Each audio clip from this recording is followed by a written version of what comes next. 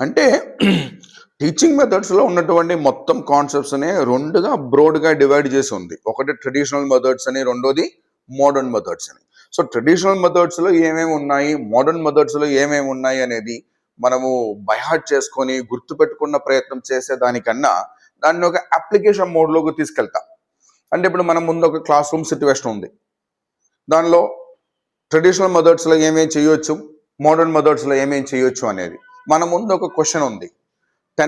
Addition అనే concept నేర్పియాలి. Addition అనే concept నేర్పియాలి. So, traditional మెథడ్లో ఏమని చేస్తాం, మనం మామూలుగా లెక్చర్ ఇస్తాం. అడిషన్ అంటే ఏంటి, యాడ్ ఎలా చేయాలి, ఒక హ్యాండ్లో 4 ఫింగర్ తీసుకోవాలి, మళ్ళీ 2 తీసుకోవాలి, మొత్తం కౌంట్ లెక్చర్ ఇస్తాం కదా. సో, మనం 10+10 డాష్ అనే ఒక క్వశ్చన్ మనం క్వశ్చన్ పేపర్లో ఇవ్వాలి అంటే ఆ కాన్సెప్ట్నే వాళ్ళలా నేర్చుకోవాలి అనే దాన్ని బేస్ చేసుకొని మనం ఇస్తాం. సో, 10 చాక్ పీసెస్ తీసుకుంటాం, 10 చాక్లెట్స్ తీసుకుంటాము అనే 2 10s యాడ్ చేయిస్తాము, డెమాన్స్ట్రేషన్ చేసి చూపిస్తాం. మనం పిల్లల చేత డిస్కషన్ చేయిస్తాను. ఒకరి చేతిలో 10,000, రెండో వాళ్ళది 10, అది ఇది కలిపితే ఎట్లా, ఇలా. సో, లెక్చర్ మెథడ్ కానివ్వండి, డెమాన్స్ట్రేషన్ కానివ్వండి, డిస్కషన్ కానివ్వండి, లేదా ఒక ప్రాజెక్ట్ కింద పిల్లలకి ఇచ్చి పంపించటం కానివ్వండి, ఇవన్నీ ట్రెడిషనల్గా జరిగిద్ది. కానీ ఒక మోడర్న్ క్లాస్ రూమ్లోకి వచ్చేటప్పుడు మనం అడగాల్సిన క్వశ్చన్ 10+10 డాష్ అనేది కాదు. మోడర్న్ కాన్సెప్ట్లోకి వచ్చేటప్పుడు అడిషన్ అంటే ఏంటి, డాష్+డాష్=20 అని అడగాలి మనం.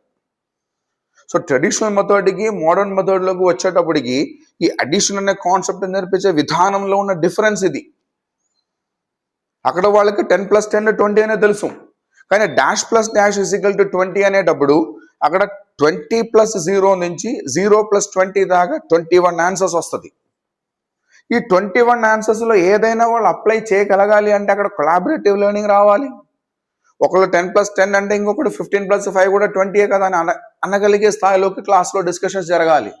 అక్కడ మనకి కొలాబరేటివ్ లెర్నింగ్ రావాలి, కోఆపరేటివ్ లెర్నింగ్ రావాలి.